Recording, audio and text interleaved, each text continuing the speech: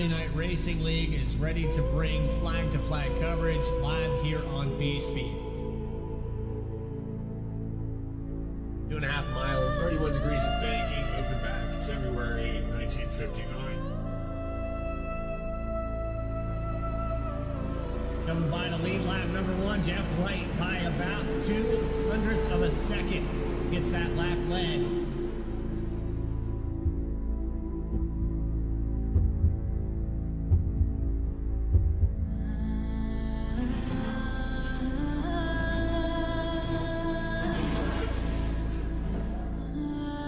Across the line, Bailey Turner with 2 tires is going to get the victory.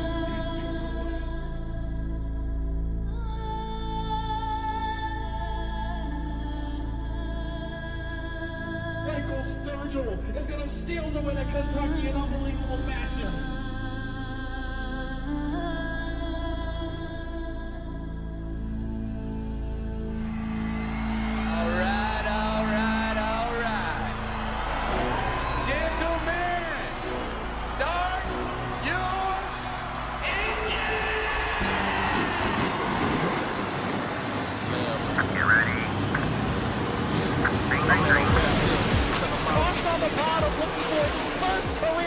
Saturday night, pushed by Ryan Carlisle. Bailey Turner on the top. Out of turn number 4 they come. That's fun. Turner's getting the push. There goes Cabin for the win. He gets blocked below the line. There's contact, but Bailey Turner will cross the line first. Live from Michigan International, it is the Saturday Night Racing League presented by M&J Distributors. Where does Reggie Ortega go? He doesn't dare 4 wide, does he? They're making contact, 24-48. We're 3x3 in the turn number 1. There's 5 laps to go. Jeff Wright's going to benefit from this if he can keep it off the wall. He went to the middle again. There's no room for it again. That's going to hurt Jeff Wright. Push him up the track. Jeff Wright fades back. It's over. Jag Klinger's going to claim chase race number 1 from Michigan. Live here tonight on VSPEED. It's the Monster Mile here in Delaware. Ball hard, no less. These dry mind, no test. These whip glide like It's a Klinger. Bailey Turner's crash. 24 is destroyed in turn 3. Carlisle and Stravato came together. And Adam Cabin is checked out. It looks like it's all over. The 17 on this new update finds another way to victory lane. The 17 of Adam Cabin is your winner at Dover. Oh, happy act. And he's still side by side somehow with Bailey Turner. It worked out for him. But Josh Adams trying to do it here at Iowa. This would be his 2nd win of the season. Klinger and Turner side by side for a second. It's going to be a battle to the line, but it's Josh Adams taking the win at Iowa. Here we go, live from Homestead. It's Saturday Night Racing League presented by M&J Distributors, Season 4 finale. They're going to go 3 wide for the top spot. Adams dives it to the inside in 3 and 4. Klinger on the high line. Hero's just trying to hold on to it. Off of turn 4, the final time. Ryan Carlisle is going to find his way to victory lane. Bailey Turner holds on to become the 4th champion of the Saturday Night Racing League.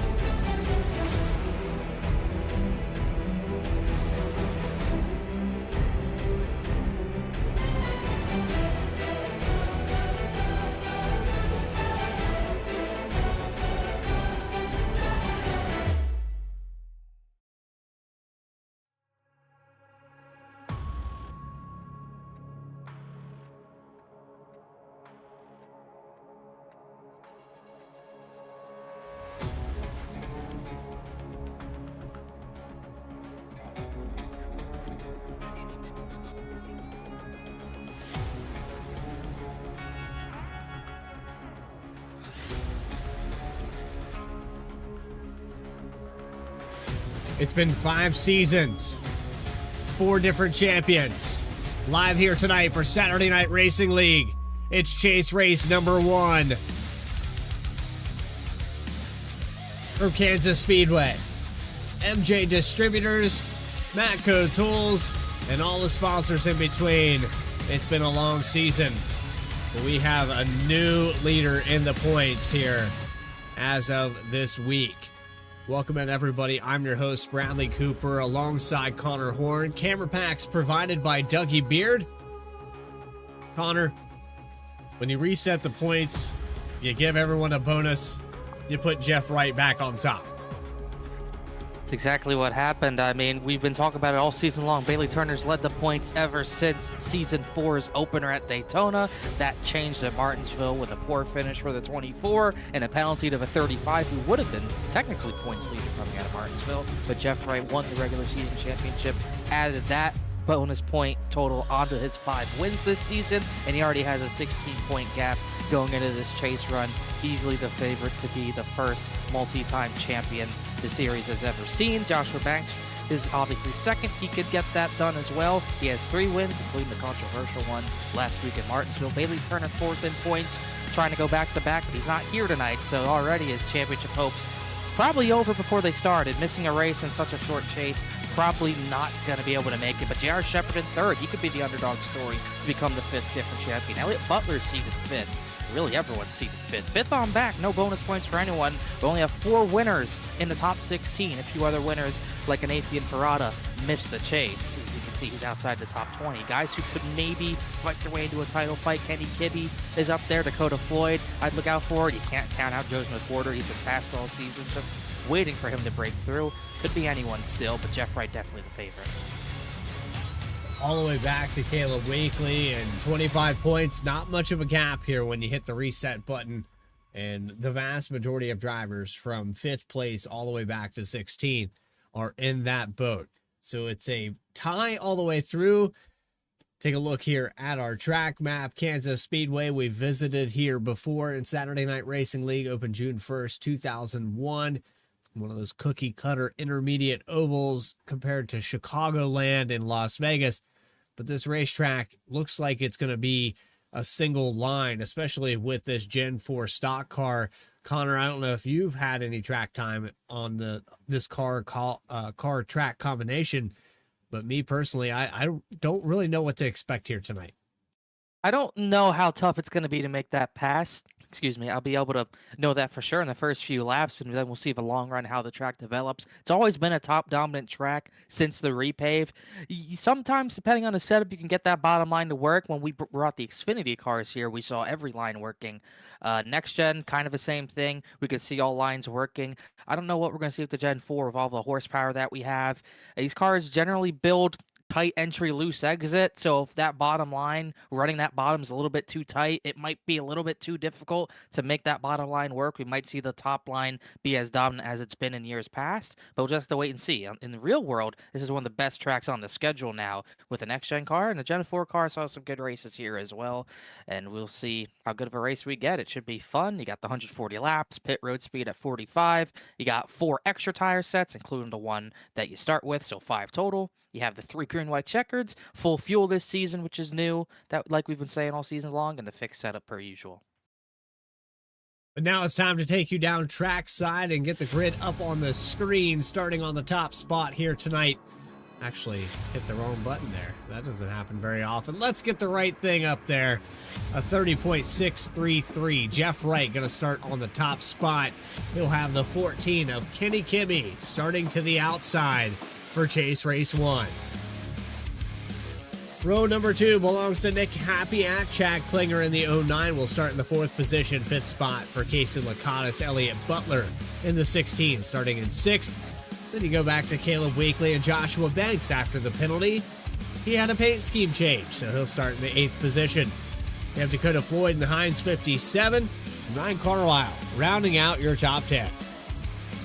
In 11th position, at least 11th in qualifying, is Bryce Shoemaker. He'll have an end-of-line penalty to have after Martinsville. J.R. Shepard, technically 3rd in the points. He had that win at Kentucky. He'll start 12th, could be the dark horse in the title fight. Angel Horonis, always consistent. I believe a new paint scheme for him. Got a little bit more white on that car. 13th for him. Bryce Calusa, who almost won the season opener at Daytona, if you don't remember. He starts 14th. 15th for Ray Massey, a former winner in the series, but it's kind of been a rough season for him in the walk and roll and costumes for Taurus. Craig Martin's, I believe, making his first start of the season. Not a car I've seen. He's in the Deadpool car. We'll get a good view of that later. Mark Cofield, another driver not making a lot of starts this season, 17th, alongside Brandon Wallace. Eddie Trejo in the 19th position, and Jeremy Miller starting back in 20th, a former winner at this track. Electing not to take times for Miller and then go back to Chuck Sweeting, Hunter Sr. in 22nd.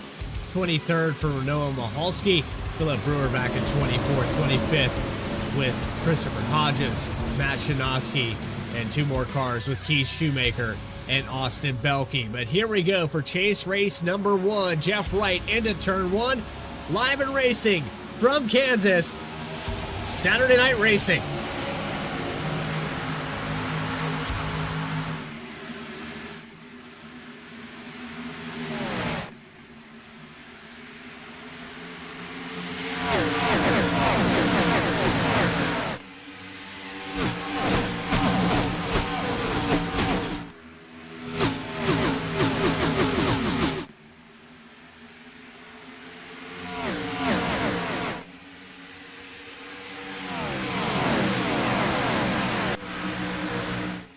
Jeff Wright going to lead lap number 1. You look back here to Nick Hapiak and Casey Lakatos. The battle's on for 3rd spot, all the way back to 6th.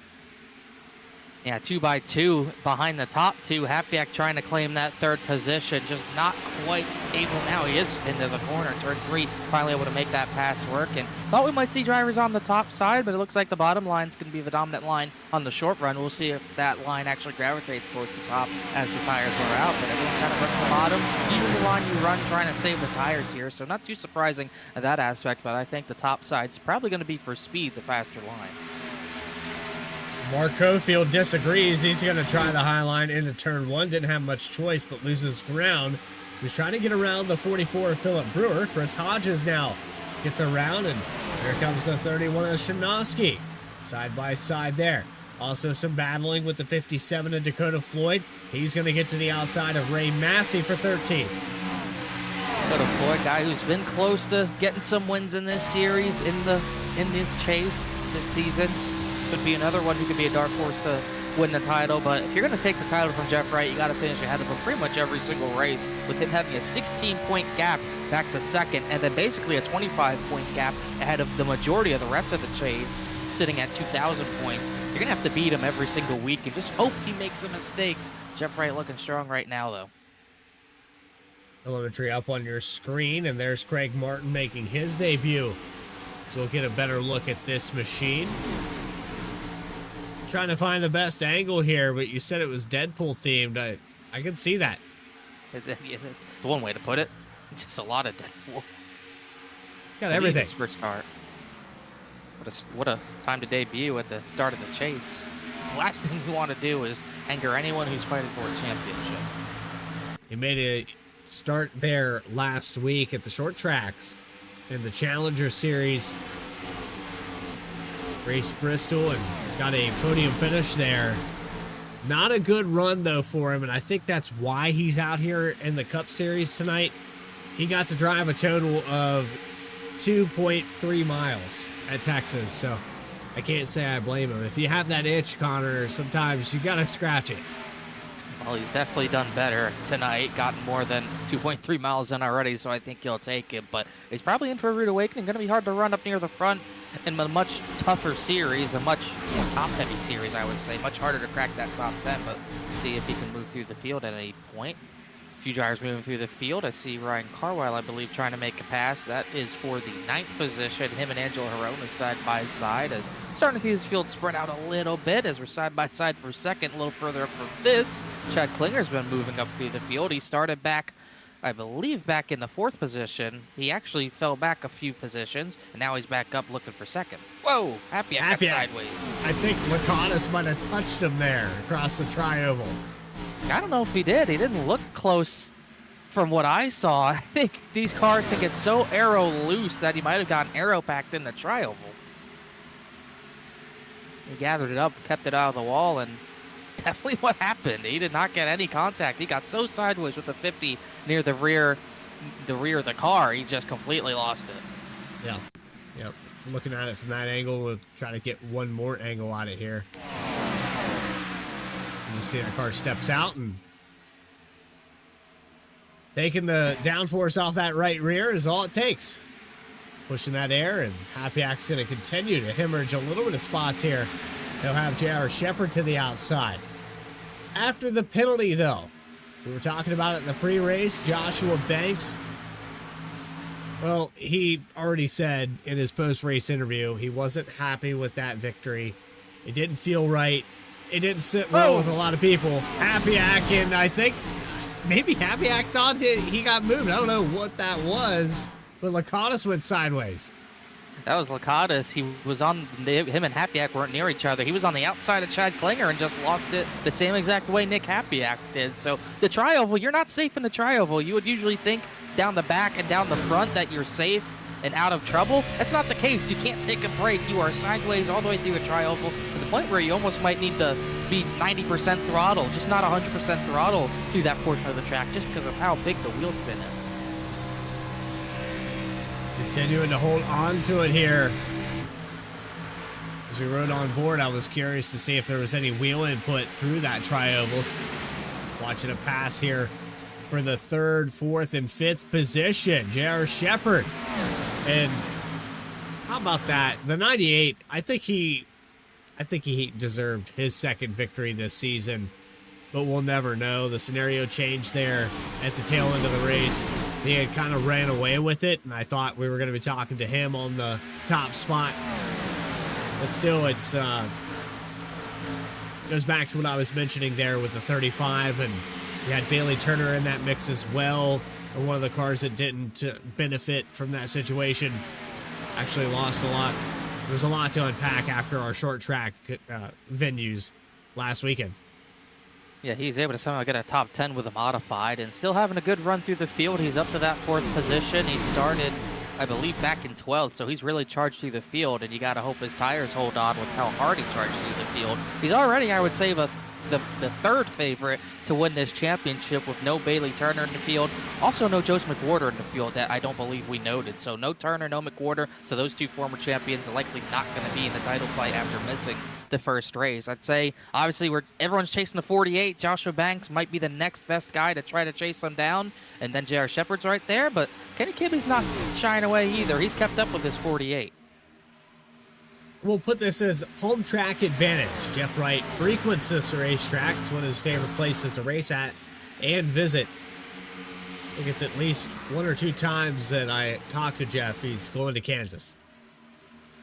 And he has a good record here. 4 races. We've gone here every season in Saturday Night Racing League. He's got 2 victories, but they haven't been in the recent seasons. He won the first Gen 4 race here in Season 1, then won in the Xfinity cars in Season 2, and then he did not win Season 3. That went to Jeremy Miller, and he did not, I believe he might not have ran that race, so technicality there. But Season 4, trying to look just right off the top of my head, he also did not run that race. No, he did run that race, but he did not win. He finished 29th. So 2 for 3 at this racetrack. Pretty darn good record, trying to make it 3 for 4. It's been his kind of playing grounds, his stomping grounds, I guess you could say. But Kenny Kibbe's trying to stay close to him, but every time he gets close to the rear of the 48, he just washes up. You can see that arrow push really coming into play. Watching the wheel input, trying a different line to keep air on that nose, and you can see when he does that, has an advantage. He'll get a really good run, but brushes the wall off of turn 2. He'll get right up on the bumper of Jeff Wright. Try the outside line again. I think Jeff Wright realized that he actually entered a lot higher than he was the corner before, but he actually didn't get that good of an exit. Kibbe got an even better run out of turn number 4, right to the rear bumper. That was Kibbe, if you don't look inside, which that's fine to do, but if I was Kibbe, I just want to plant it on the rear of the 48, get him loose, and force him to give up the spot. But 48's going to fight this on the outside, and that's really the first action on the outside line at the front that we've really seen. And honestly, Jeff Wright didn't really get that great of a run off the corner using it. 14 Kibbe will stay at the door coming off of turn 4. Has the advantage for the moment. Jeff Wright off the outside, though. Going to defend the position. by about 0.04 of a second across the line, and he'll get back to the top spot. But a challenge for the lead, that's allowing J.R. Shepherd this time by to match lap times.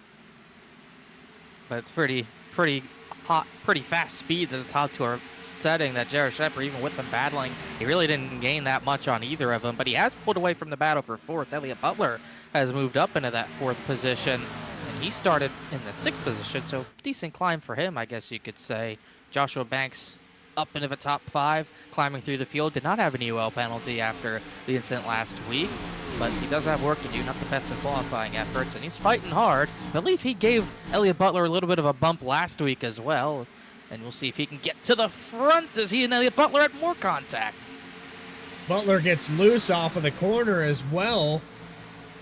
I don't know that it was initially contact that caused the 16 to get out of shape. Didn't look like it. I think that was a case of a 16, another case of getting arrow loose and just lost it, and Banks almost completely ran him over. They did hit, but don't think any damage was done to either car, but that gets Banks up to the fourth spot. Now the top three are really pulling away.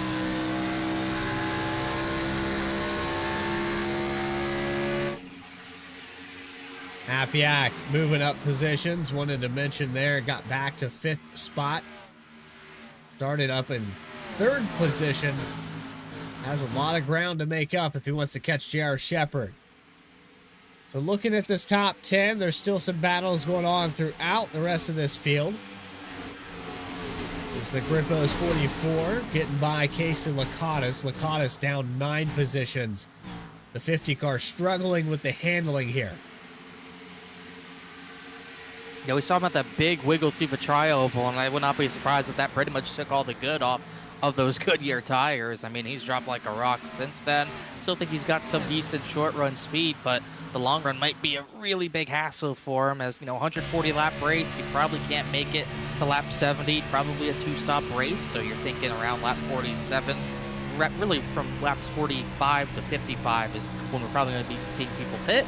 If your tires are struggling now, you're in for a rude awakening when you get to lap 40.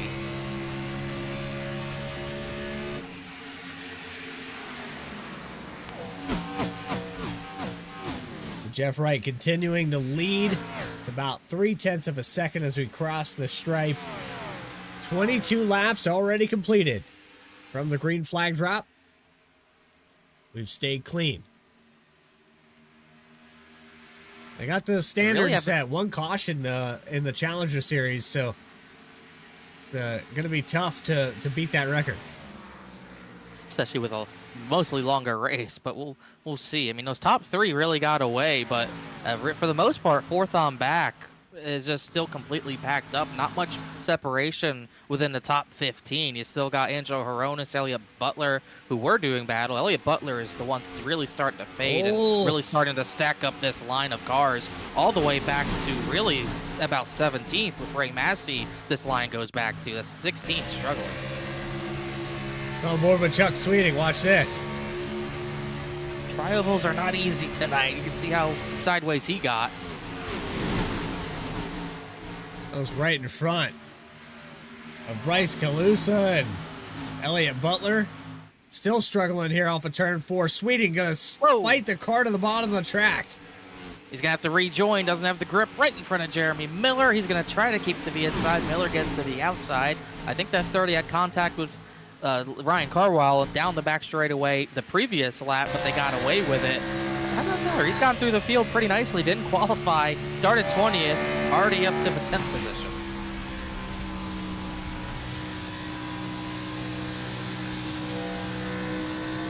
It's a battle for most positions gained right here for that 10th spot. The 75 up 10. 30 car also up 10 spots. They're the two biggest movers of this race. Still continuing to battle. Miller going to choose the high line. He will keep clear. And it's side by side with Carwile, Sweeting, Floyd, and Brewer was in there as well. And Philip Brewer just kind of watching this battle as they're pretty much taking up every lane in front of them. Chuck Sweeting still trying to hold on. You can tell he's really trying to baby the right rear tire at this point in the run. Not really getting on the throttle early, losing a lot of spots on corner exit. It's side-by-side battle through a tri-oval is probably going to be the toughest part of the race today on old tires. I mean, these guys are wiggling all over the place trying to get some grip through that part of the track. The battle for the lead has spread out. It's around 0.7 of a second now for Jeff Wright. Pulled out away from Kenny Kibbe. As we'll go back to this battle for around the 10th position. Dakota Floyd to the inside. Contact, Carlisle. And it's two chase drivers into the wall. And big damage to boot. That was not pretty.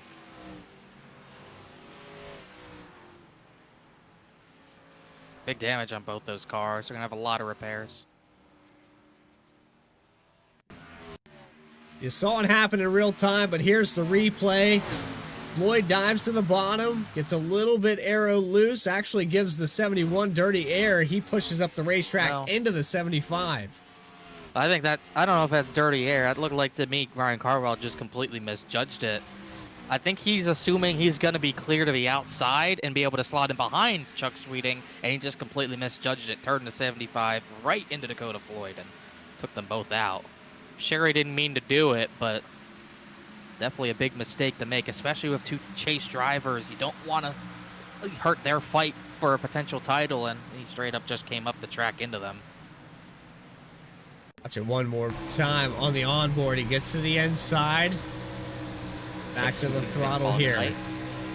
Sweeting calls it a night. And yeah, just not clear and comes up and just turns them. No other way around that. And that's two chase drivers of a 16 already damaged.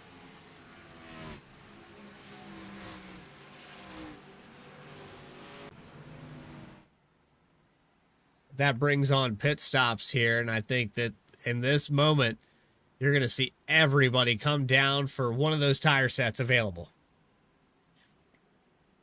Never too early for a set of tires, especially when they're wearing the way they seem to be. Fastest lap for Jeff Wright on that first run of the race, a 30.73. He was already into the 32.17s. So he was already about a second and a half off on times, and they still had probably 20 more laps on that set if they were going to go the full distance. So really high tire wear compared to what we've been seeing the past few weeks.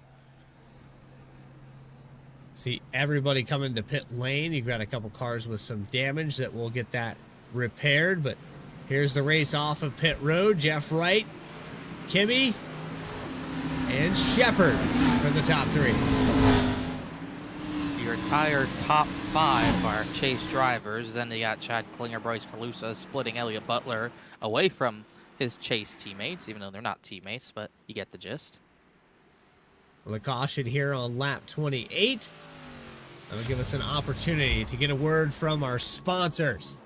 Saturday Night Racing League continues in just a moment's time. You're watching it live here on VSPEED. Back with more. We're going to take you side by side under caution from Kansas. Back with more in just a moment. JS Racing. We're in the game.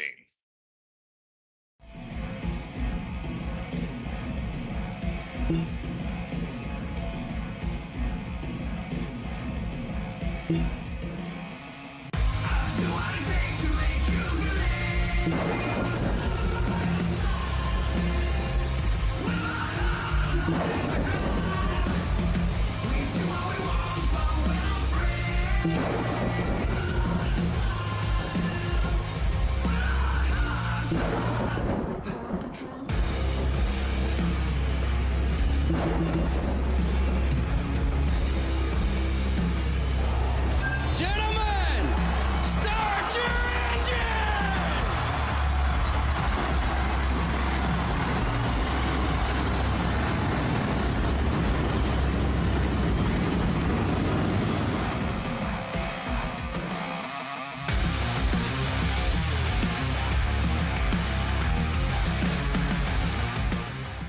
Drivers, start your printers.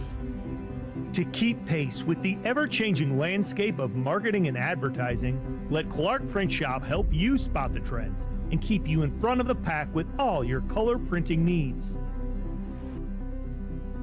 From business cards to invitations, menus to mugs, we can print anything you need on paper or your choice of over 3,000 promotional items. Visit www.clarkprintshop.com to browse our online catalog and place your order today, or call us at 276-889-3426. For a limited time, use the code iRacing for 23% off your first purchase. The staff at Clark Print Shop looks forward to handling all your color printing needs. Walking and Rolling Costumes started when my son Reese was born with cancer. So when I was 3 years old, I got my first wheelchair. And he wanted to be Wall-E for Halloween that year. And so I knew you couldn't buy a costume to go on a wheelchair at that time, so I knew I had to build one. My dad ended up building a Wall-E costume out of a Dell computer box.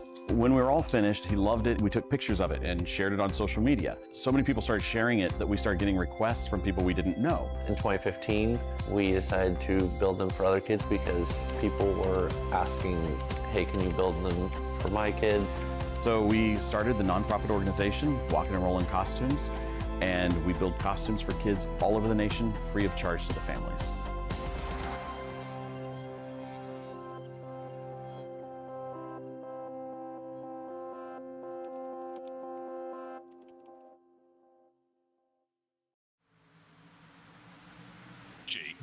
Back here live from Kansas on the restart there around lap 30, and watching Jeff Wright pull out to another lead. J.R. Shepard got around Kenny Kibbe. It's 98 car. I don't know, Connor. He's looking pretty strong here tonight. Looks strong, but he's going to have to get by the 48 to have any chance of chasing. I mean, we talked about it already. You got to beat the 48 week in, week out to get this title away from him. And he might be the one to do it. You can see he really struggled with getting that arrow push out of 3 and 4. Lost a lot of that time. He was gaining right back. Pretty much identical time to Jeff Wright that time by. But looking strong so far. Definitely a top 3 car right now is Joshua Banks. He's trying to get third away from Kenny Kibbe. Kibbe kind of slipping on this restart, but he stayed to the right side of that 35 and kept positioning on him, so might keep that spot for another set of corners. Getting on board with the driver of the 35. We've talked to him a few times this season. He's always felt like he's been chasing kind of the coattail ever since the beginning of season 4. He's been getting runner-up finishes and following Jeff Wright or following Bailey Turner. Occasionally getting into a situation, but always being there at the end. That's the main thing. The takeaway is even when he's quiet all race long, he always finds his way back into the top 3.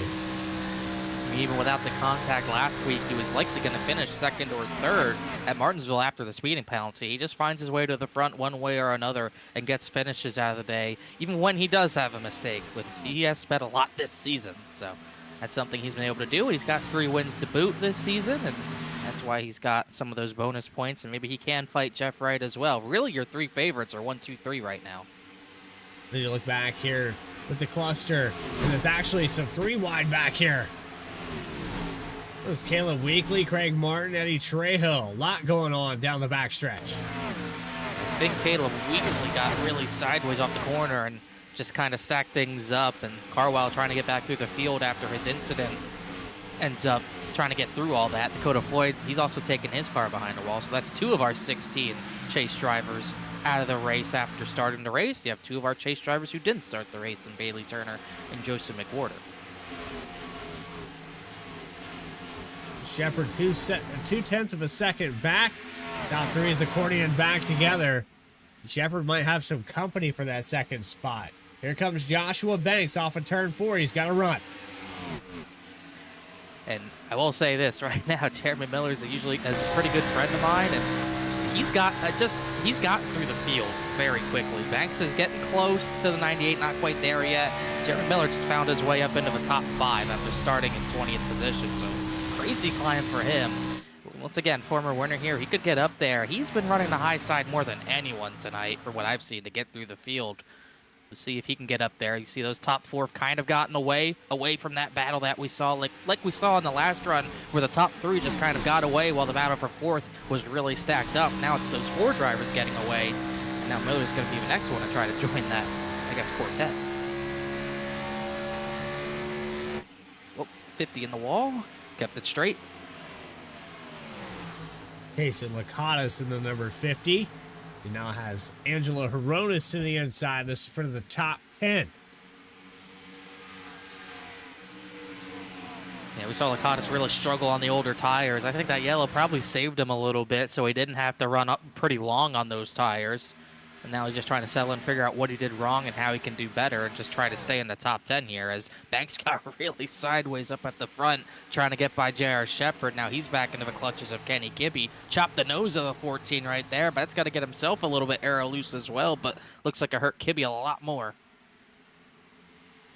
They'll both wiggle off of turn 4, though. That 3rd spot starting to slip back a little bit. 2/10 separating that time by. Shepard losing ground to the leader. Fastest car on the track last lap was actually Bryce Calusa. He's found his way up into, at least out of a top 10 drivers, he was the fastest. He started 14th. He's up into the 9th spot. 10th faster than your leader, Jeff Wright, but at the same time, Bryce Calusa is trying to progress. Jeff Wright's maintaining his tires in clean air. He has no worries right now other than, hey, don't make a mistake. So maybe dial it back to 90% and run out until the end of this fuel run. We'll see if he has any challenge this ride. We saw Kibbe kind of challenged him, got side by side to the inside for a lap or so there, but couldn't really do anything. Jeff Wright cleared him back, and there was really no challenge after that. And Jeff Wright started to scoot away like he has on so many long runs this season. J.R. Shepard really hasn't had that challenge yet. He got close, about 2/10 to the 48, to the back of the 48, but didn't really pull alongside like Kibbe has yet. He did gain back that lap by about a 10th, and Joshua Banks was even faster than both of them. So let's see who wants to challenge this 48 next. Coming by for lap 45, 15 laps on the stint here, Connor. You were saying somewhere around 45 to 50 laps. I think 45 is probably the number. But with the drivers coming down and that caution, it's going to shake things up a little bit on the strategy. I don't know if you witnessed anything in the Challenger Series race, but 2 drivers made gutsy calls. 1-stop race. And Hunter Sr. found his way to victory lane for the first time this season. Yeah, funny enough, he won the Challenger Series race, and he's suspended for this race. So he didn't really have the opportunity to go back-to-back. As Banks fired it into the inside, he drove in deep, and you could see on the exit how deep he drove it in. He's going to lose all that ground back, but it's going to be tight. I don't think you can one-stop from here, which is really going to make the strategy interesting. We could see drivers maybe do some 2-tire action maybe later in the race, because I don't think you're going to be able to save that much fuel to make it only 1 stop from where we last pit on that previous caution. So it's going to be maybe some interesting strategy to the end. So there you have it. The battle for the top 5 continues with Shepard, Banks, Kibbe slowly working Jeremy Miller back into this picture.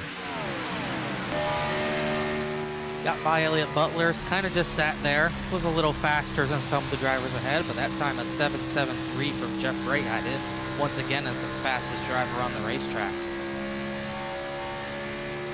If you're making up ground, you're not making it up on that leader. That clean air is just going to continue to pay out. Air on the nose, but riding on board with Miller. Last time by, he was faster than all 3 of the cars in front of him. Tell why, because J.R. Shepard is wheeling that thing. He got really sideways off of turn number 4. Banks is trying hard to get this position away, but he just can't drive in hard enough to clear up on the 98, and he just continuously loses that ground on exit. They both got sideways. They both might have made some contact there with each other. Banks just cannot make this pass. Precision driving off of turn 2 to not turn one this. another. Well, that's how you get someone aero loose off of 4. Banks back to the inside. That's exactly what he wanted to do. It was pretty much textbook, but he didn't get it loosened didn't loosen him up quite enough to get a good that'll enough do it. run. Oh, he hit him. He definitely doored him a little bit into turn number 1. I think Banks is getting a little bit annoyed, and I think Jared Shepard's probably also annoyed. He's like, stop hitting me. I'm doing the best I can. Get off my bumper. And this has definitely brought Miller into it. He gained all that ground back on those guys as Chad Klinger, Elliott Butler, they're side by side for the 7th position at the same time. And Jeff Wright loves this because he has gotten out to a huge lead. Kalusa going to look in the middle. Contact with Klinger. Klinger sideways into the wall. Hold on to it. I don't think he got much damage out of that, but he's going to lose 4, maybe 5 positions.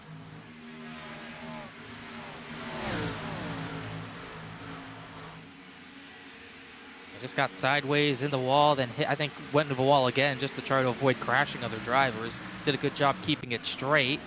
As the battle for second still going on. Banks hit the gas hard, and Jared Shepard got sideways trying to stay to his outside. He saved the car, but he loses second spot. And Miller, who got the 4th, here he comes trying to get 3rd. Might get a 2-for-1 special through the tri-oval. Have the outside line. He's been working it really well. 30 car going to have the run off of turn 2. He's sideways, starting to lose the back end of his car. I got to say, I'm definitely worried about Jared Shepard, how long he can run those tires now. You have a slide like that, you're really going to struggle for the rest of the run, no matter what car you're driving. So I worry about how much grip he's going to have later in this run. You can already see him kind of struggling. He'll lose another spot. Now Kibbe to the outside. Kibbe's going to have to back up. Cuts him a break on the 98.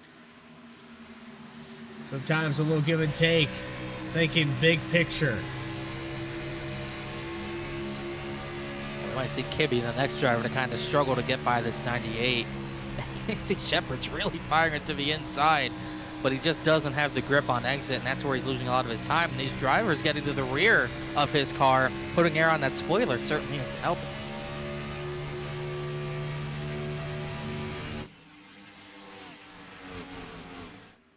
1.7 seconds now. The lead. It's a pretty big deficit. Jeff Wright loves it. He's going to continue to try to stretch it out as we approach that halfway mark at lap 70. 54 laps in for Chase Race 1, Season 5.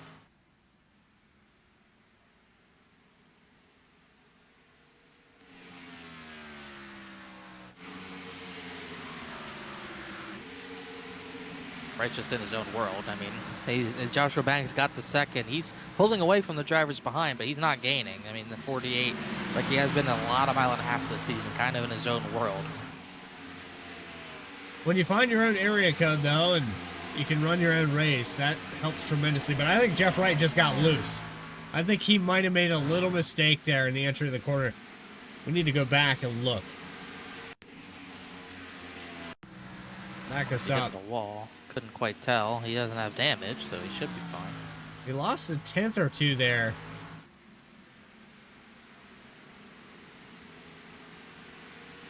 Joshua Banks was about 0.03 of a second faster, so not too big of a loss.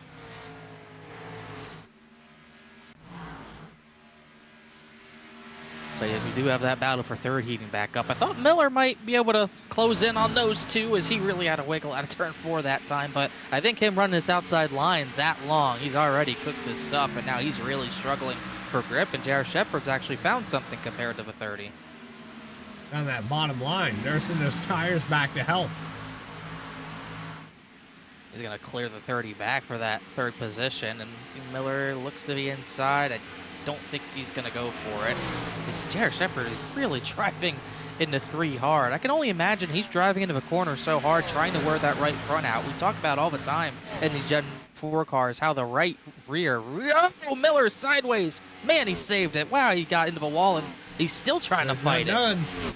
We saw the 98 really wearing the right rear out. I think he's just driving into the corner so hard, trying to get that right front to be on an equal wear pattern compared to the right rear, trying to make it handle better, as the 30 is really struggling for grip now. Oh, he almost turned to 0.6. Happy I got in front of him. He's all over the place right now. Was looking good, and now he's starting to fade.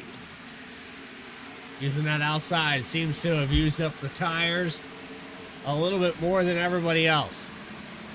Stop him. He went right back to it. Some of these guys just don't hear us.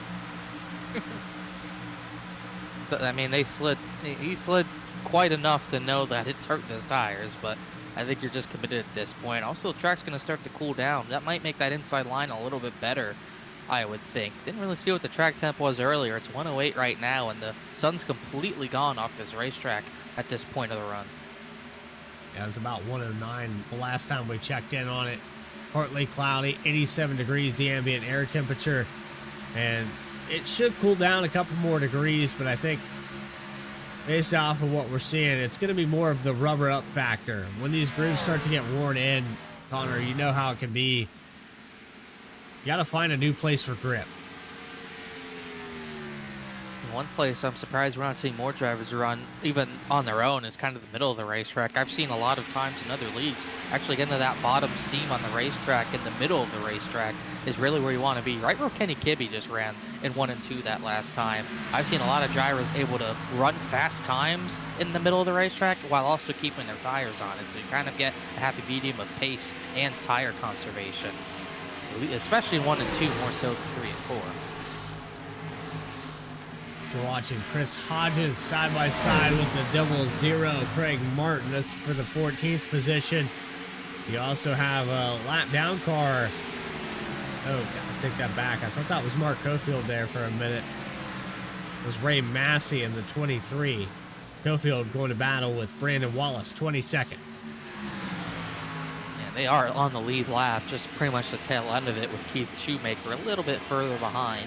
No, everyone who's on track is still on the lead lap. Dakota Floyd, Chuck Sweeting, the only drivers out of this race. 24 cars still out here. Jeff Wright's lead, 1.5 seconds. Battle for 9th. Jack Klinger all over the back bumper.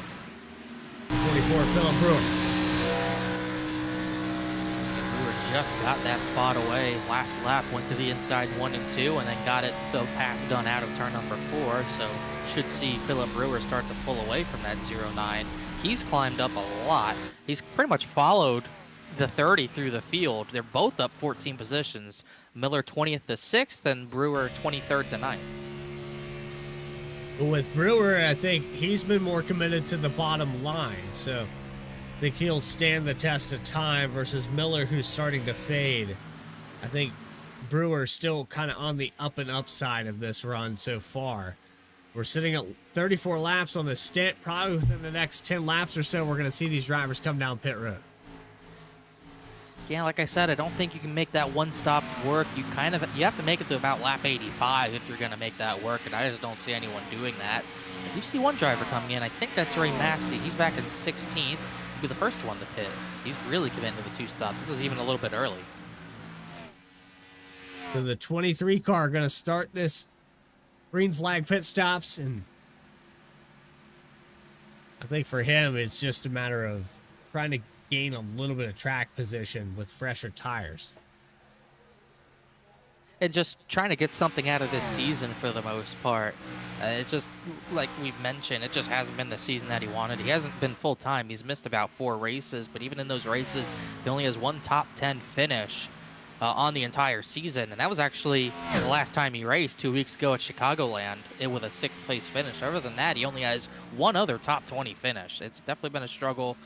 He's won races in the past, just has not had the luck really. He definitely hasn't had the luck that he's needed, but he also just has kind of lost a little bit of speed this season. Hasn't really been in contention. Just saw J.R. Shepard kind of tap the wall, but he kept it straight. But definitely a struggle for Ray Massey this season as the sun comes back onto the racetrack. Jack Klinger, the second of the drivers to come down pit road on lap 67. He's down and away from his service.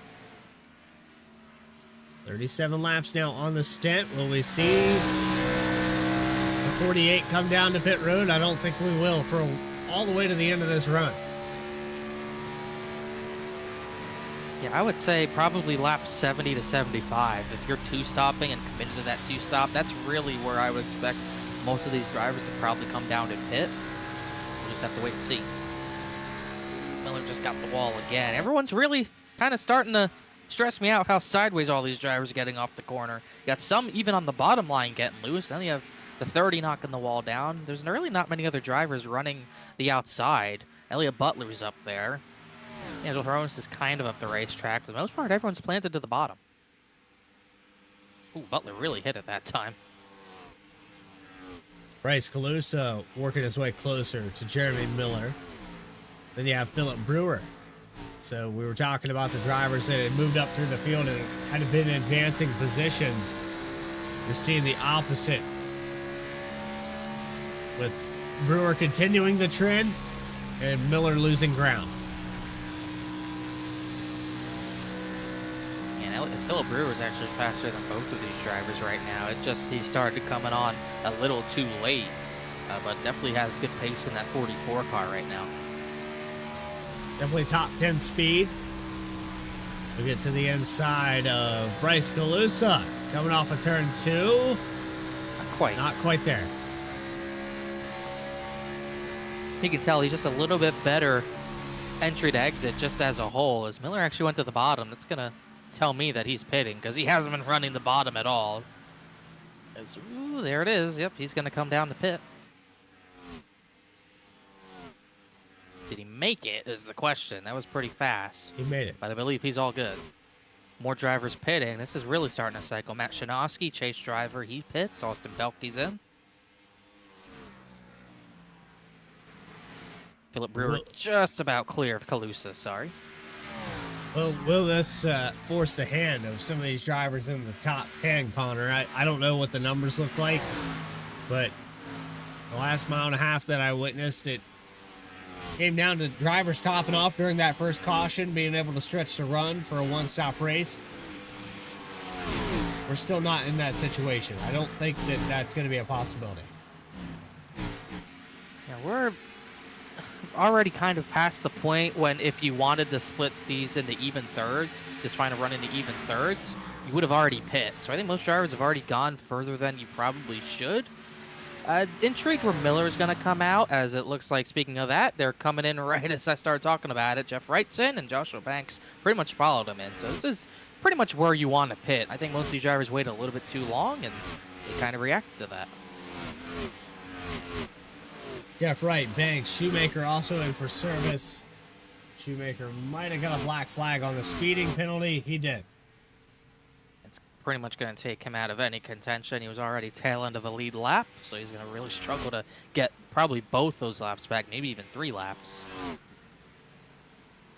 And more pit stops. Bryce Calusa's in. Elliott Butler, he's going to come in the pit. Keith Shoemaker just called it a night and decided, you know what, I'm not going to bother.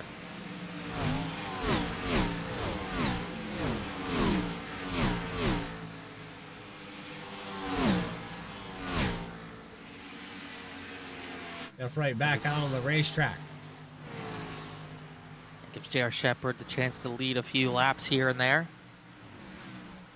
You do get bonus points for leading laps and bonus points for leading the most laps, which definitely Jeff Wright, definitely in the lead for leading the most laps, but important for Shepard to maybe get some bonus points and stay as close to the 4-8 as he can. I'm sure Kenny Kibbe's probably hoping that the 98 pits before him so he can get one of those points. Absolutely. Eddie Trejo pit last time by. Shepard continues to go around the track. Like I said, you could have to go maybe 10 more laps to have a prayer making it on fuel on one stop. The numbers just aren't there right now, Connor. Not right now. Here comes Lacatus from 6th. He'll come down the pit. So, you know, if you take 2 tires on your second pit stop, maybe it kind of balances it out, but just waiting this long, I don't really like the decision from everyone who's doing this, but I could know nothing. It's very possible. I got thrown off on the strategy just about an hour ago, so everything that I know is kind of a lie. Just However, like that, we started the stream an hour ago. That's a lie. Yeah. Angel Hronis is in.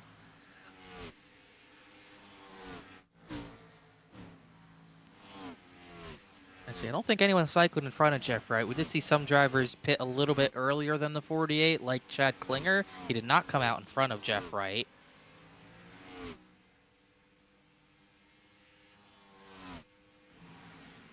See anyone else come down with Hronis, so everyone just still kind of trickling their way on down besides the race leaders. Philip Brewer from third. He'll come down to pit. Here comes Ryan Carlisle. He's a little hot on entry. I believe he made it. So waiting on a decent bit, though. I mean, really the top 12 or so, really top half of the field have yet to pit.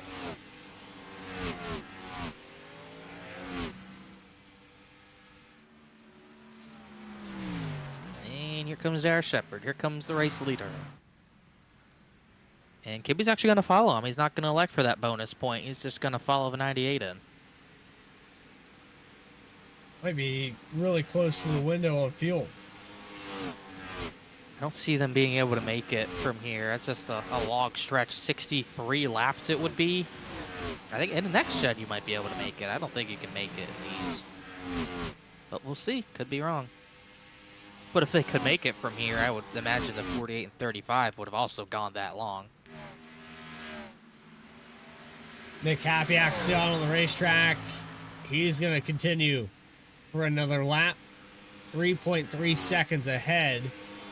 Second place, Craig Martin. 06 will be the next chase driver to get some of those bonus points. See those top 7 yet to pit. Jeff Wright, Joshua Banks, they're about 2 seconds apart right now. Chad Klinger would cycle out to be third because he stayed out a lot, or he pit a lot earlier than everyone. Only had that one caution with the 71 of Carlisle, getting into Chuck Sweeting, collecting Dakota Floyd. Those 2 chase drivers are out. We've only had the 2 lead changes. The only lead changes have happened on pit road because Jeff Wright has absolutely dominated this race. Track comes down another degree. We're just talking about the weather. 87 ambient. It's going to continue to pull down. Probably finish this race out somewhere around 104. Just trying to listen to some of these cars. I think Craig Martin is actually on the clutch pedal into turn 3. He's one of those drivers that haven't pit yet, so he might be trying to make it to the end on only that one stop, but he's having to give up a lot of time and save a lot of fuel to do it, as here comes Caleb Weekly to pit lane. And confirm that Nick Hapiak is also on the clutch pedal here from the lead, riding on board.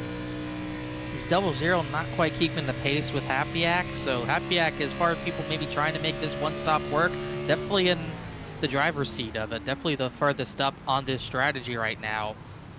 And at times, I mean, they're slow, but they're not too bad considering how much the tires have worn off.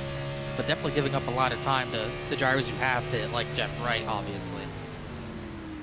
And tire wear is pretty high, so I like the extra pit stop. When the tire wear is high and over close to 2 seconds in just fall off, I like the extra stop. It usually works out.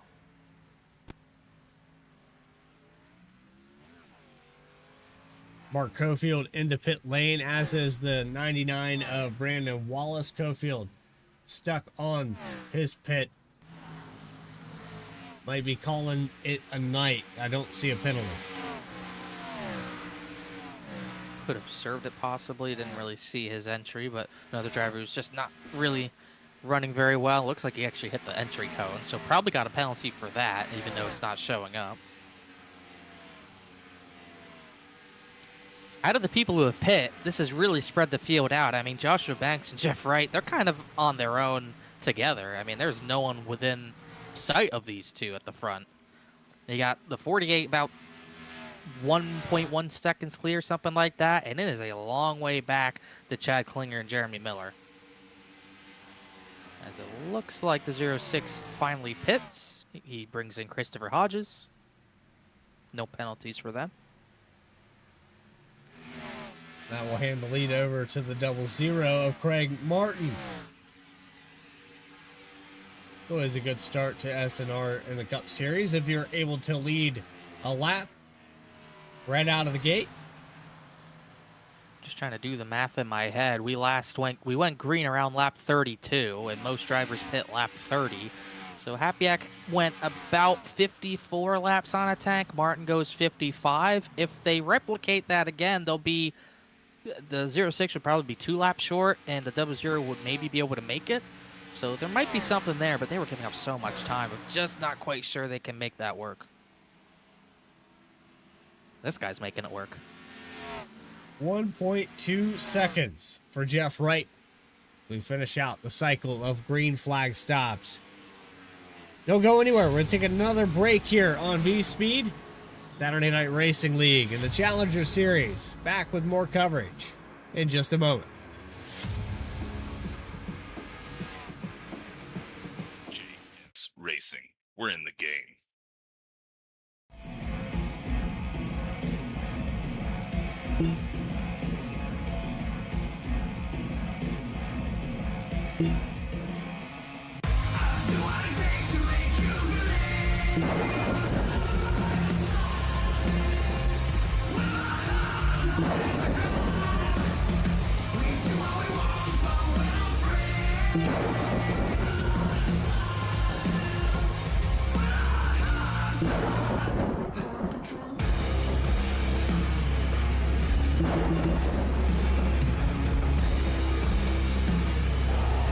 Gentlemen, start your engine!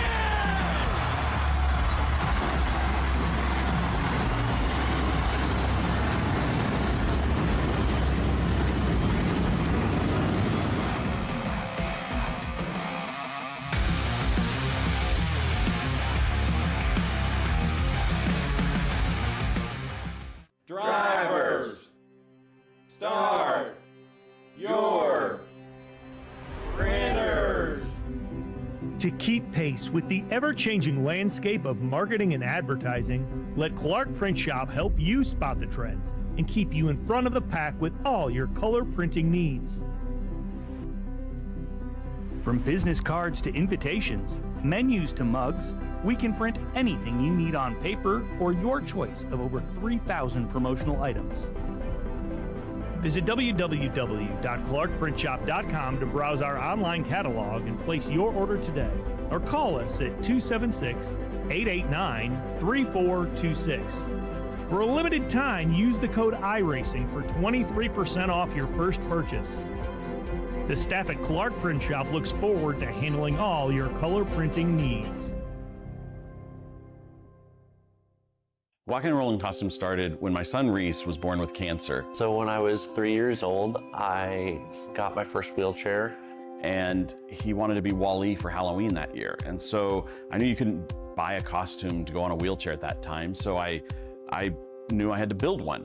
My dad ended up building a Wall-E costume out of a Dell computer box. When we were all finished, he loved it. We took pictures of it and shared it on social media. So many people started sharing it that we started getting requests from people we didn't know. In 2015, we decided to build them for other kids because people were asking, hey, can you build them for my kid?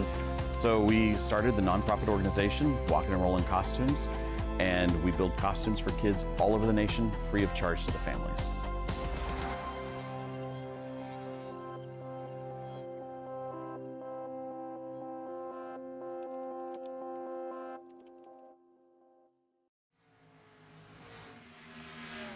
Welcome back to our live coverage. Side by side, working some lap traffic. That's Bryce Shoemaker on the outside of your leader, Jeff Wright, 1.9 seconds ahead this time around. But just coming back past the halfway point, perfect opportunity to find those volume knobs. Let's get a noise complaint here on VSPEED. Let's get loud. Presented by FireStorm Racing.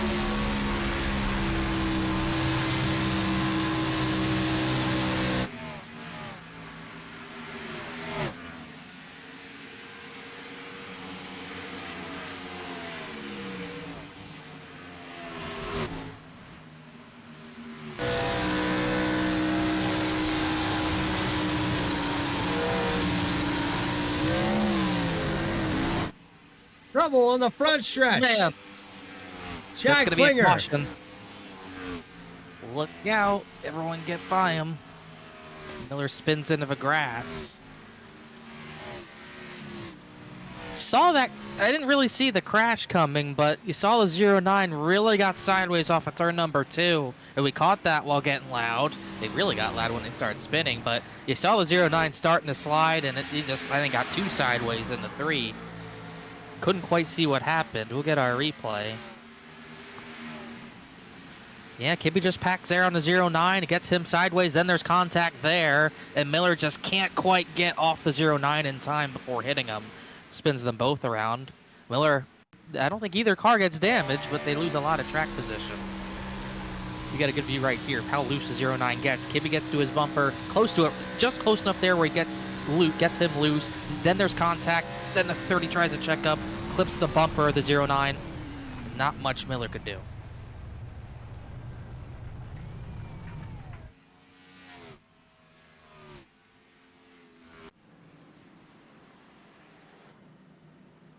This puts us in the fuel window, though, to make it to the end of this race, and I guarantee you every car is going to come down this time. I would definitely think so. I mean, you're definitely coming in for your last set. I would say the drivers like Nick Hapiak, who were trying to make it on one stop, I mean, this kills them. They lost all their track position trying this. That yellow completely ruins the strat for them. So they'll have to gain all those spots back as well.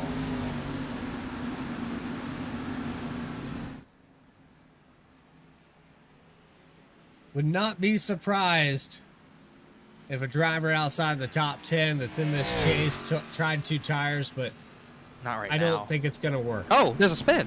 Caleb Weekly spun on pit road. No shortage of pit road incidents in this league. He's spun around backwards at the beginning of pit road.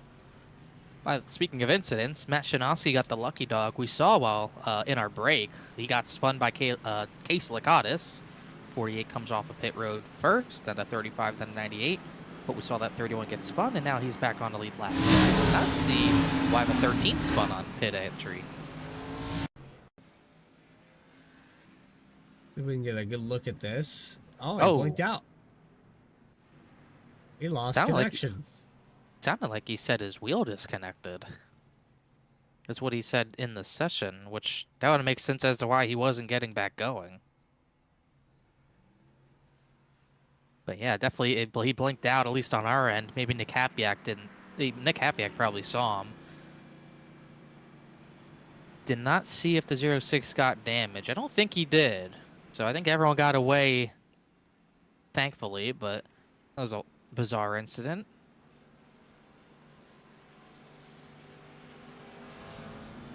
Doesn't change much for the lead, though.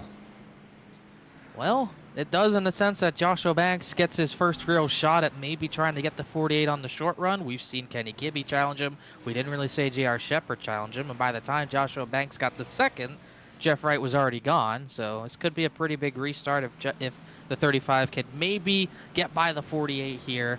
We've seen in races past, if that 48 loses clean air, he has struggled. Just like at Charlotte, for example. Different track, but could be the same thing. It's up to one of these guys to get by him. He's been darn dominant tonight.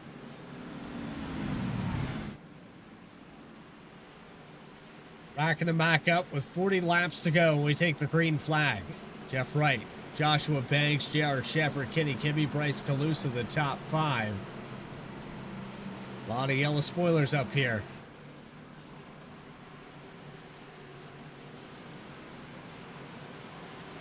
It's chase race number 1. About to go back racing. Recap on top of your screen. 2 cautions, 4 lead changes.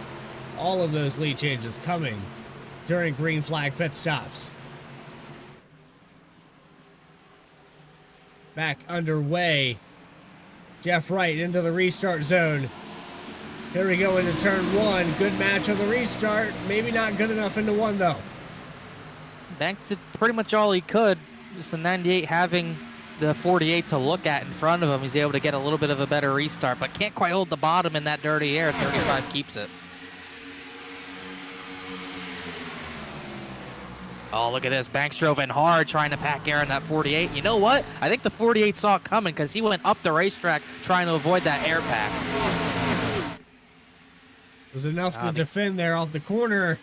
The games that can be played with aero in these cars. It's incredible. I think we're going to see Banks maybe try to do the same thing. Nope, he thought better of it. Went to the middle to try to get that clean air instead. And he's going to get a decent run off of turn number 2. If he can hold on to it. He's going to pack air right here. He's going to go back and try. He's just looking for clean air. He's not really trying to air pack. He's just looking for clean air. But he gets a left rear right there. That could be enough to get the 48 loose. Maybe stay to the inside. Just not quite able to. But this is his shot, and he knows it right here. If he doesn't get by him here, he might not get by him.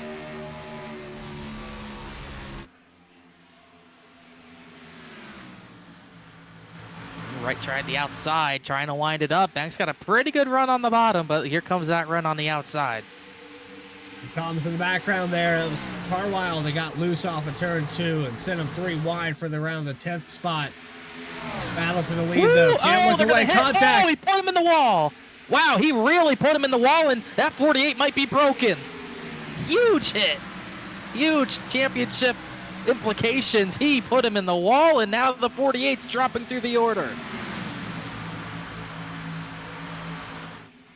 I'll say the apology last week felt genuine. I don't know if the one this week will feel quite the same if the 35 goes on to win this race. And you can tell Jeff Wright's struggling with steering into a wall again. And he will not, I don't think he'll take that. Right here, 35 just gets tight and just straight up puts the 48 in the wall. There's no question about it. He probably thinks this is his shot to get the move done and probably gassed up earlier than he really needed to get out of turn number 4 and pretty much used the 48 as the outside wall and destroyed the right side of that car. Jeff Wright has fallen all the way back to 20th after leading every single lap outside of those green flag pit stops. He has the bonus points for leading the most laps. That's something, but it doesn't matter if you're running 20th, really. I mean, that is exactly not what he needed. But Joshua Banks, whether he liked it or not, it's exactly what he needed. He got the lead, and he's pulled away from J.R. Shepard. Half a second. The gap back here. Excuse me, I'm trying to compose myself right now.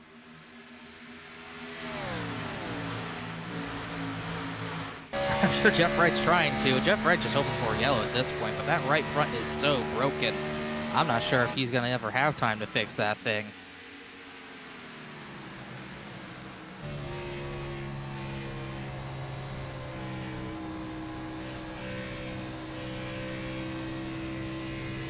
It's on board with Jeff Wright. You can tell it's down on power.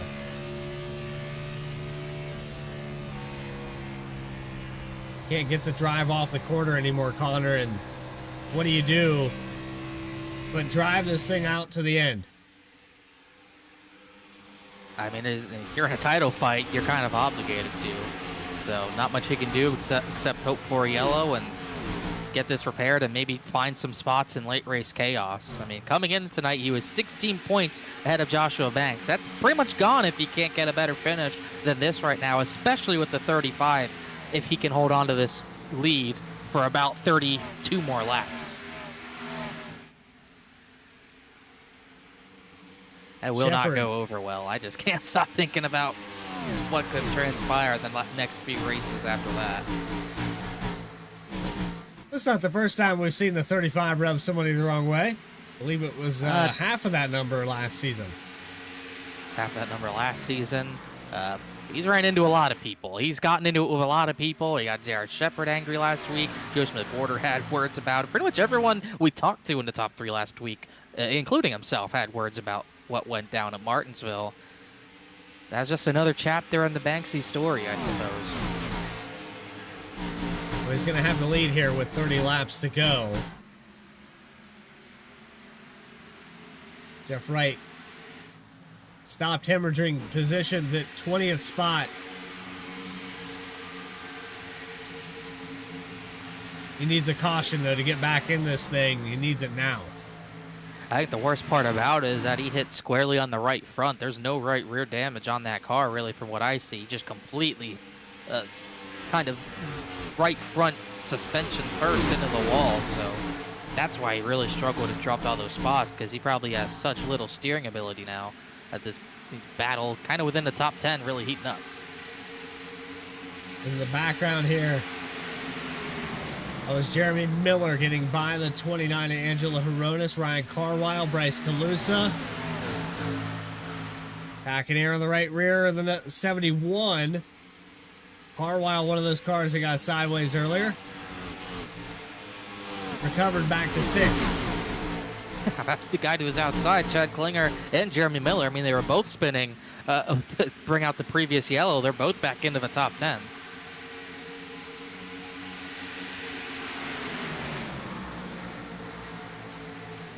And Philip Brewer continues to be our biggest gainer of the race. Clark Printshop, biggest mover, in the number 44.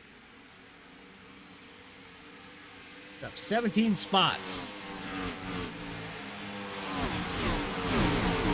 Quite get the award yet, but he's well on his way to maybe claiming it if he could stay ahead of that 30 car. He's done a great job all race to find himself in the top 5 at this point, and he's chasing down that 16 of Elliott Butler, and we've seen on the longer runs he's been a little faster than that 16. He could maybe challenge for that 4th spot by the time this race is over.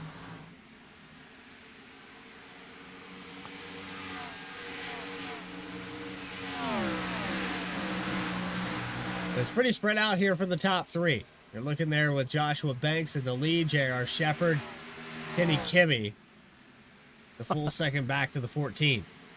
I will say, he definitely doesn't want to see Jeff Wright behind him, but I guarantee you he doesn't, Joshua Banks, I guarantee you he does not want to see J.R. Shepard get up there.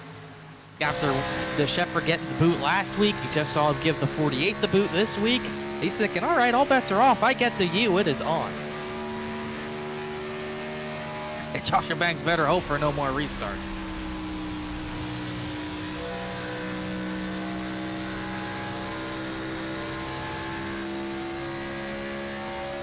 Long way to go. I just don't know if the 98 or 14 have the pace to get up to that 35. Shepard showed pace there earlier, but I think his is a short run. I don't think he has anything now. We're kind of approaching that midway through the run segment where he didn't have anything left. He just kind of maintained where he was. Oh, 16 into the wall. Pretty hard that time. That's going to get Philip Brewer to his inside. That was on entry. He hit before he even got to the corner.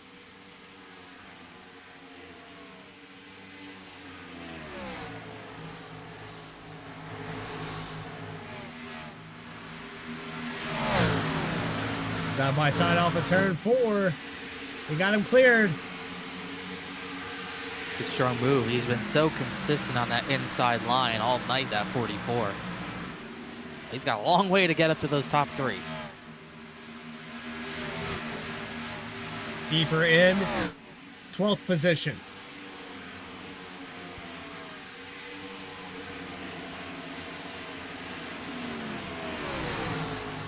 Shoemaker and Chris Hodges side by side.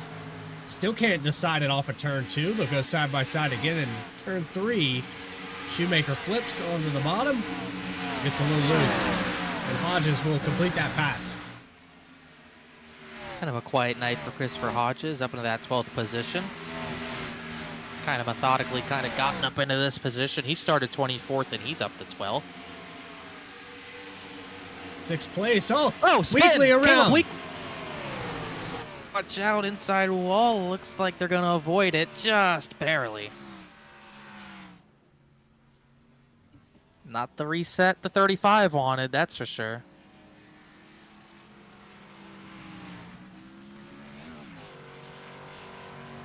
Gives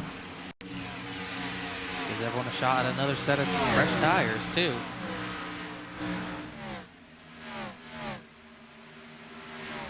Didn't quite see what happened. Battling with Eddie Trejo for position at a turn number 2. Just got turned. Nothing else to that from that view. Looked like 21 just came up off the corner on corner exit. And turned to 13.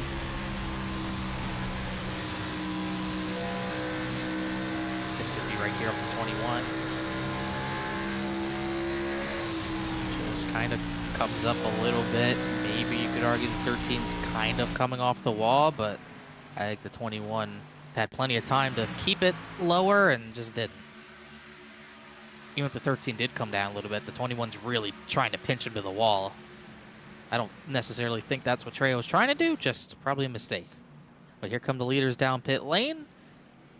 And like I said, not what Joshua Banks wanted to see. He wanted to get away after that contact. He'll have to go through at least one more restart.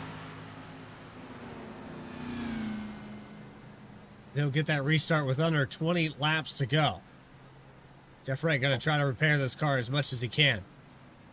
Nothing else he can do as he barely gets into a stall. Don't think you're going to see two tires here unless you get a close green-white checkered. Shepard thought he might get Joshua Banks, but couldn't quite get there. Shepard out second, Kibbe out third, then Butler gets up to fourth at a Carwile.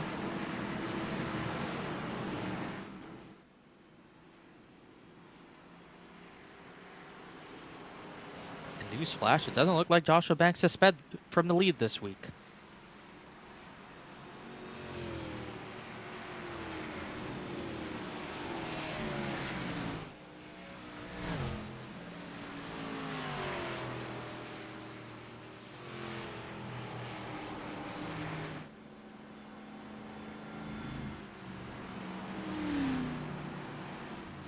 Chat is toxic right now. I don't know.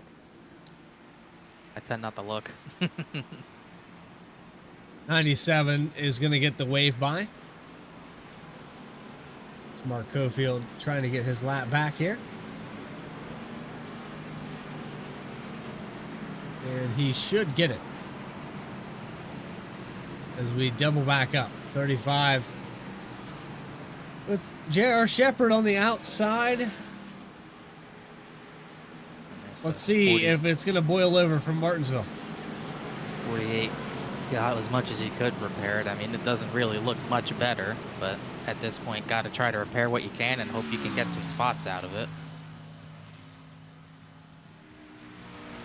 Just hope the suspension maybe fix the suspension a little bit, because definitely cosmetically it does not look better. If Banks didn't already have an enemy in the 98 and 24, he's definitely made one with the 48. But if he can win this race and the 48 finishes about 20th, he would definitely be in the hunt, as would Kenny Kibbe, as would J.R. Shepard. I mean, for those top three, if Jeff Wright can't finish any better than where he is right now, it's a big opportunity to get back in the title fight and really maybe trying to be the new favorite.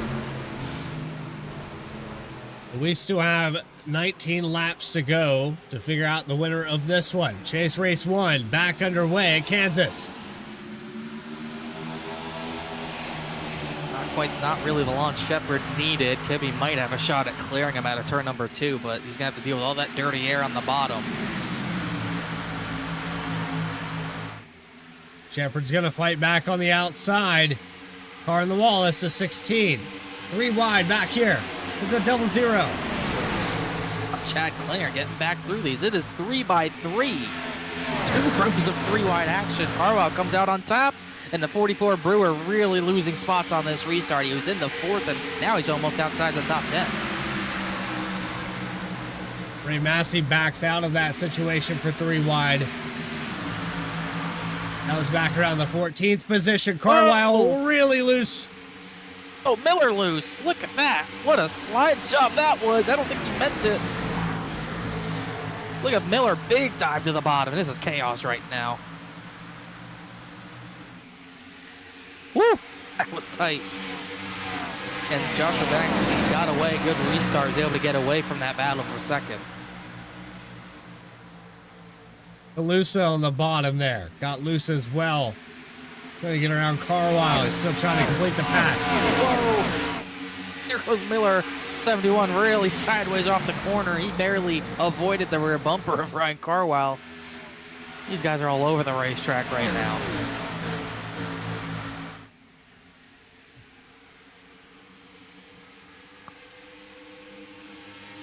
Close call there. Happyak gonna look inside. 06. He's done a good job recovering. Remember, he got caught out by the yellow when he was trying to one-stop the race. He's had to recover all the way from the back. Caution helps. Ooh, Miller going for a slide job on Ryan Carwell. Haven't seen many of those. He got real sideways trying to make that work. Here comes the crossover. Happy's trying to get both of them. Happyak will take it 3 wide across the tri-oval. Not quite. He lost too much momentum trying to swing to the high side. Carwell's probably going to try to give the business right back to Miller. He didn't really need to. Miller just did not get through 1 and 2 that well. Oh, bit of a wall, but he still has a run. He's probably going to try it again right here. Look at this big dive right here. Oh, that's way too deep. Not going to work. Got on the brakes, though, but Carwell easy crossover. He's going to lose a spot to Happyak in the process. Miller getting a little impatient. Trying to look at Jeff Wright if he's made any progress. He's in the 19th position now. But this is, maybe the only good thing is that he's further behind this chaos.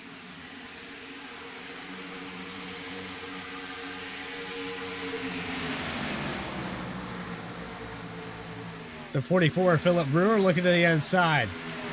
30 car's been good on the outside line, but it looks like it's gone. Can't run it up there anymore. Yeah, just not what I'm used to seeing at this racetrack. Usually the top side, hard to pass on the bottom, and usually the bottom line is good for the time saving, but the high side is where you want to be for pace, even on the long run. Just not quite the case today. The bottom line has been the dominant line, but Miller's not giving up, trying to get that line kind of wound up.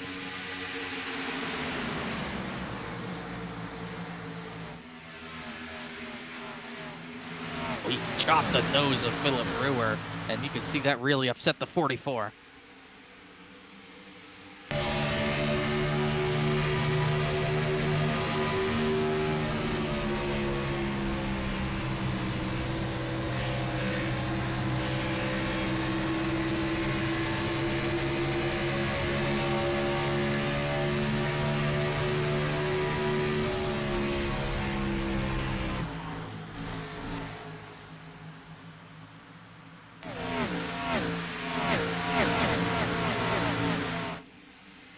Well, that's good. I'll take the $24 right now. What if he could? Ryan Carwell really got up to the back bumper of Nick Happyak. That's for the 7th position. He was pretty much pushing him through turns 1 and 2. Top 6 have gotten away. They're pretty much single file. At 35 is scooting away. Come to 10 to go. Off of turn 4, that 10 to go mark now. Oh, big hit. Bryce Shoemaker hit the wall hard out of 4. Kept it straight. Craig Martin gets by.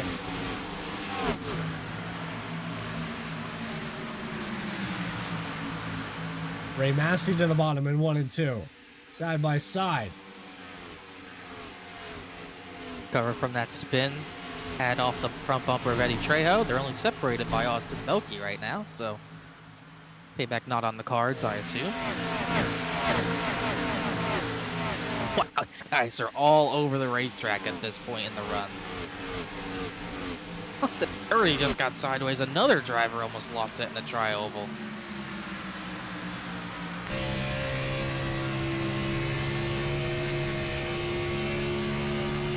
Whoa, Philip Brewer, he's sliding. Not a good restart for Brewer. He had such a good run going, and he's completely lost all that track position on that restart. And maybe on pit road.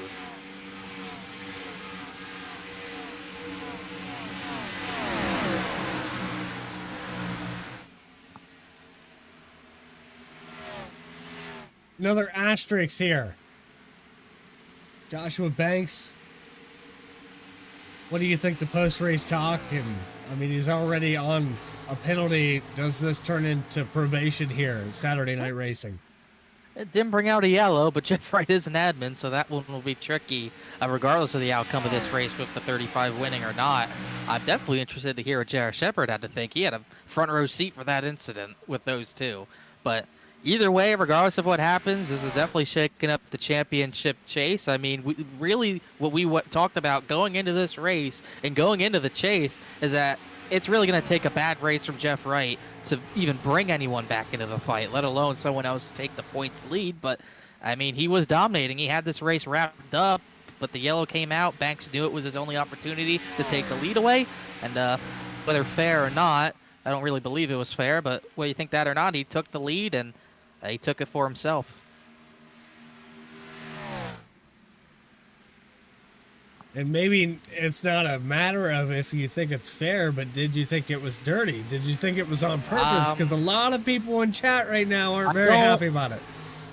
I don't think it was on purpose. It's tough. I think it's just, it happens in racing. You're going for it. He knew that was his only opportunity to get him. He drove out of the corner harder than he was thinking he was going to need and just ran out of room. I don't think he meant to do it. I don't think he wanted to put the 48 in the wall. But the fact of the matter is, Joshua Banks, we've seen it before. He's an aggressive race car driver. He will put his car where no one else will. And eventually that's going to lead to accidents. He's kind of like a Ross Chastain in some certain ways. And that was definitely a case where he got aggressive, knew he needed to get the spot, and just overstepped the boundary, no doubt. Garrett Shepard last time by matching lap time. So it looks like for the 35 of Banks, it's smooth sailing from here. Philip Brewer almost had a crash down the front. He really slammed the wall.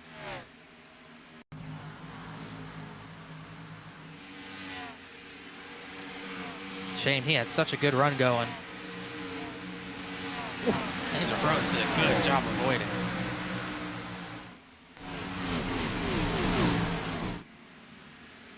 Capiak, Bryce Calusa side by side for 6th. Calusa is able to hold on to that spot. Battle for the top 10 is between Craig, not Craig Martin, that's for 11th. Craig Martin and Joe Horonis.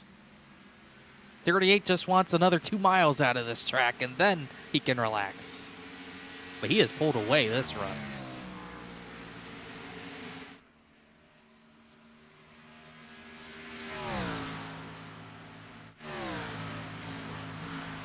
Lead is massive now. Continuing to pull out. I think this one's pretty locked up. Meanwhile, Jeff Wright, since we last saw him, he's lost 2 extra spots. He's back to 21st. That's 2 more points he's losing to the 35 and others.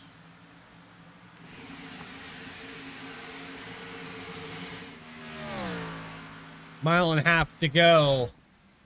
Connor, I think you take this post-race interview. I don't know what I'll say. Well, I think there's a few people who have a lot to say. The white flag's going to be out. The battling's not done yet. They're banging doors for the 5th position. Bryce Calusa and Elliott Butler. 35 has scooted away. The biggest lead we've seen all race, really, is what Joshua Banks has right now. And he's got half a mile left to do it. Into 3 and 4. Joshua Banks going to find his way to victory lane in what might be another controversial finish. 35 car wins Chase Race 1 at Kansas. Calusa gets Butler at the line, and Butler puts it in the wall afterwards. Caleb Weekly gets the battle for 14th.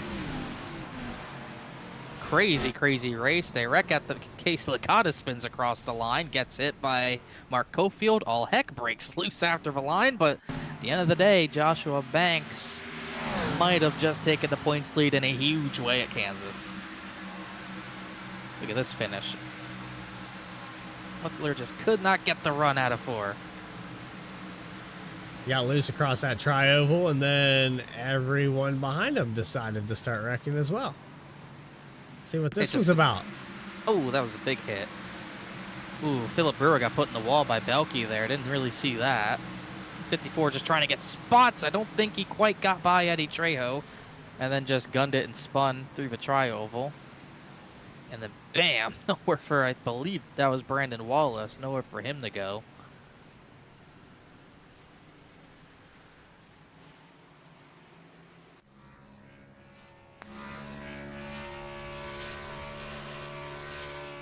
Another Banksy smoke show.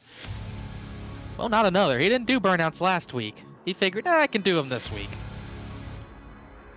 Wait and see what the post-race consensus is, but it's another victory back-to-back here for Joshua Banks from Martinsville to Kansas. Post-race coverage with your top 3 in those final race results. Saturday Night Racing League. Back with more in just a moment. JS Racing. We're in the game.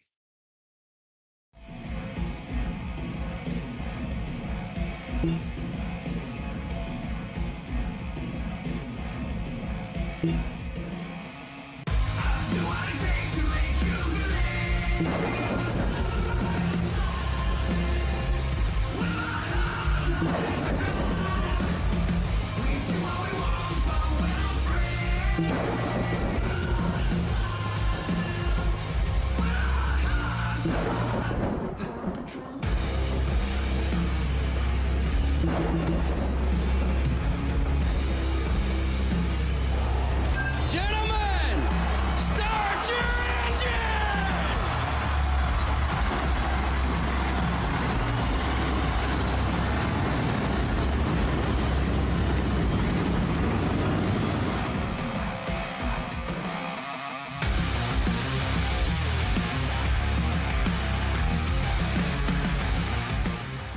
Drivers, start your printers.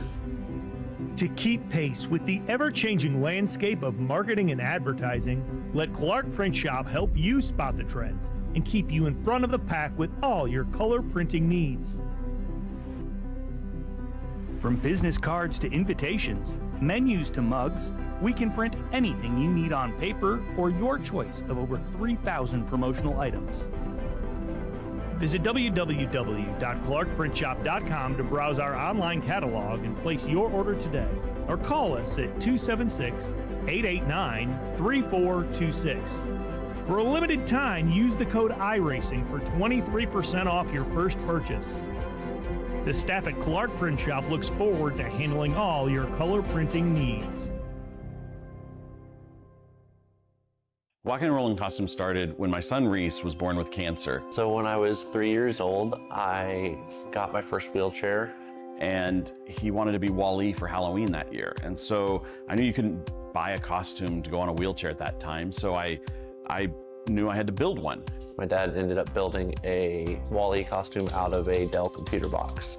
When we were all finished, he loved it. We took pictures of it and shared it on social media. So many people started sharing it that we started getting requests from people we didn't know. In 2015, we decided to build them for other kids because people were asking, hey, can you build them for my kid? So we started the nonprofit organization, Walking and Rolling Costumes, and we build costumes for kids all over the nation, free of charge to the families.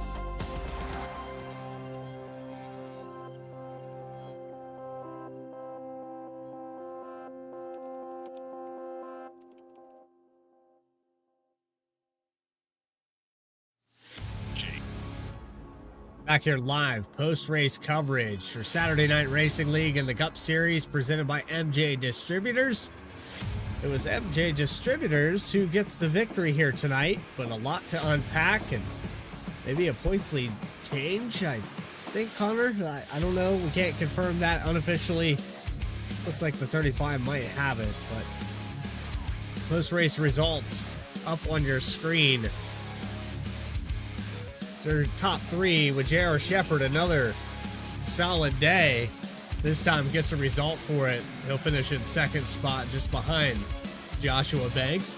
Kenny Kibbe started up front, ran in the top five 90% of the day. He'll finish in third. We'll get a word with those drivers in just a moment. Chad Klinger's going to finish in the top five. Great recovery for him.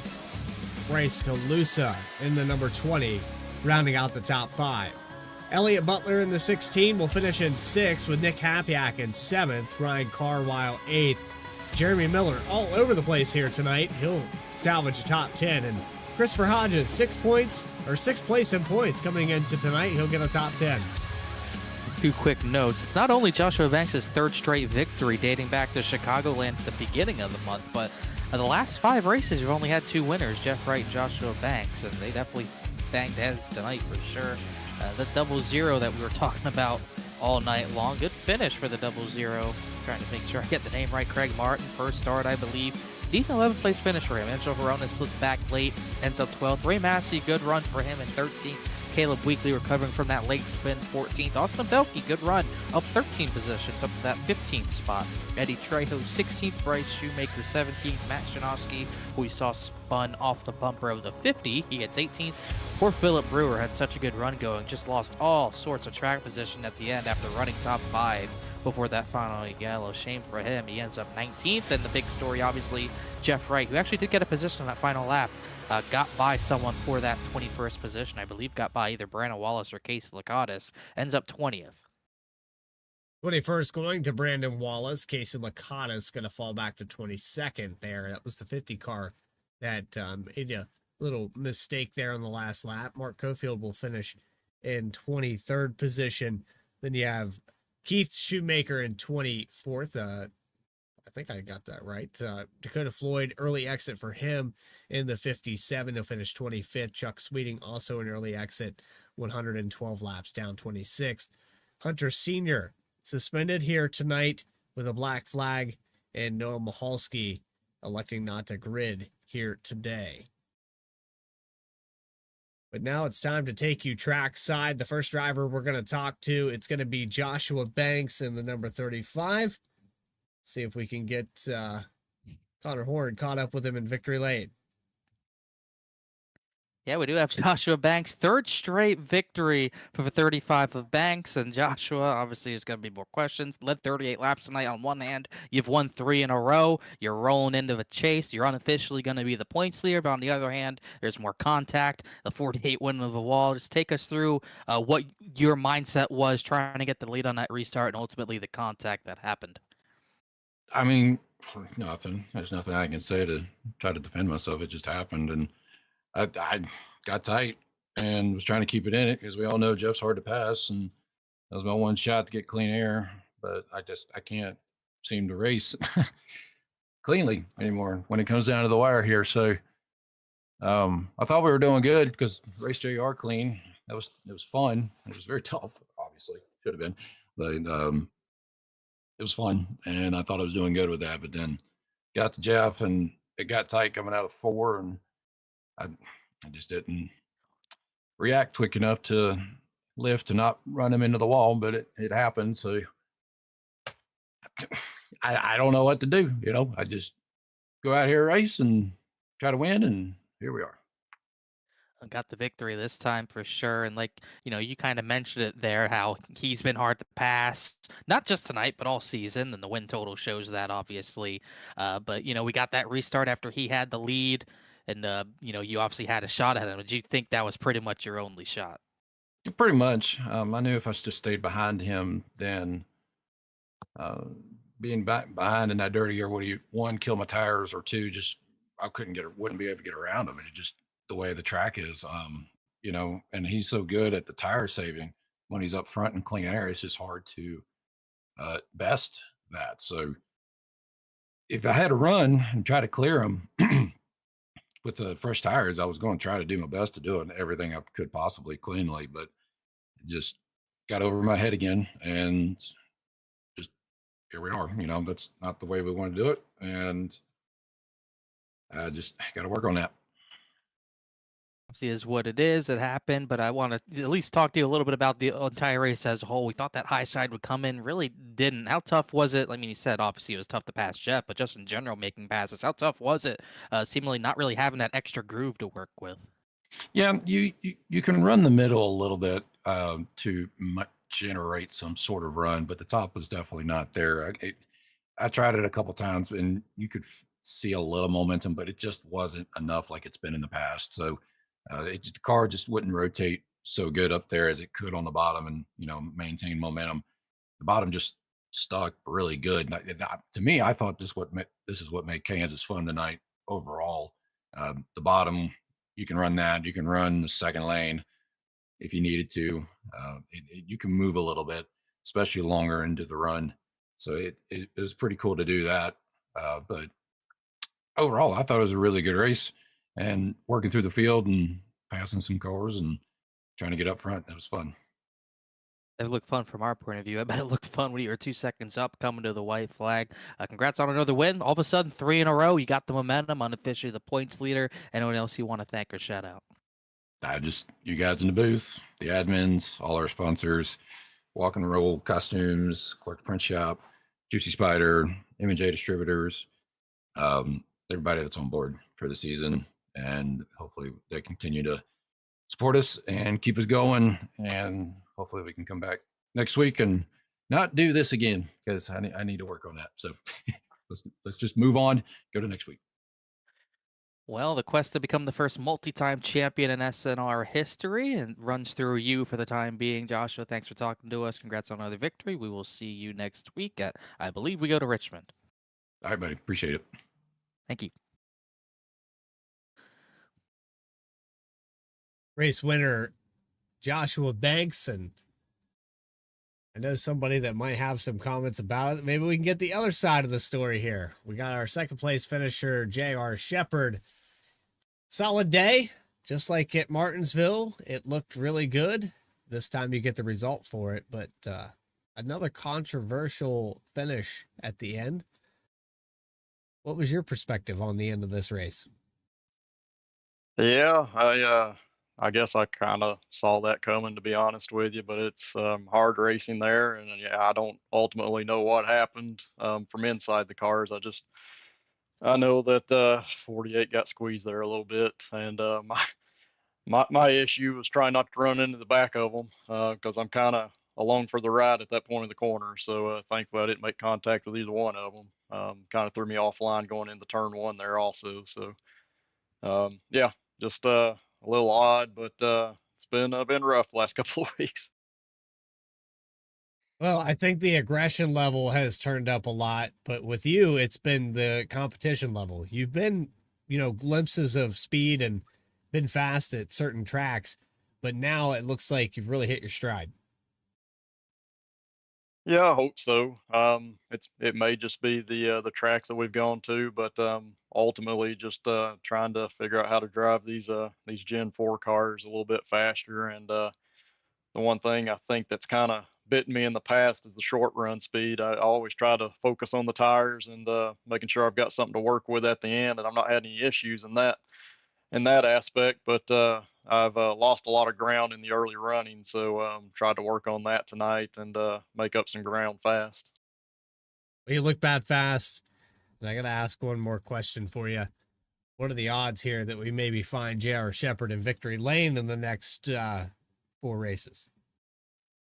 Well, if the last couple of weeks have taught me anything, it's that you got to be willing to make contact to win one of these races. So I've usually not been that type of driver, but I'm to the point that I guess maybe you have to be. So we'll see. I don't want to be that way. Hopefully we get some tracks where we've got some really good speed and it won't matter. But if it comes down to it, I guess I'm going to have to use the bumper a little bit to get it done. Congratulations on second place. Anybody you got in mind that put this car on the podium? I just want to thank Saturday Night Racing League. It's been enjoyable for the most part last season and this season, and everything you guys are doing up in the VSPEED booth. Thank you for trying to make us look good each and every week, guys. Second place finisher J.R. Shepard, chase race number 1. We look forward to seeing you next week. Hey, thank you, guys. It's on to Richmond for the 98, but we have one more driver to talk to. It's Kenny Kibbe in the number 14. Third place here. Top 5 car all day long. Had a shot at the lead very early in this race. I mean, it just looked like it was impossible to pass. A car that has clean air, you're running to the inside. You could run to the outside. You could put your car anywhere and get a run, but it was completing that pass that was difficult. Yeah, it sure was. Passing was difficult, and if you really wanted to go for a pass, you had to it was a balancing act of like, do I get into this battle, because if we're gonna have a long run, it's really gonna be taxing on my tires. So that's why with Jeff there, when I was battling with him, it was early in the race, and I was like, I'll go for a pass here, but I didn't want to slow us down to the point where other people would start catching us, and I didn't want to wear my tires out too bad. And I still struggled a little bit with long run pace, even trying to take care of my stuff. But yeah, it was a balancing act for sure. And there was a lot of guys up in the top 10 that were really close on pace. And when that happens, that's very difficult. We go back to the handling of this car.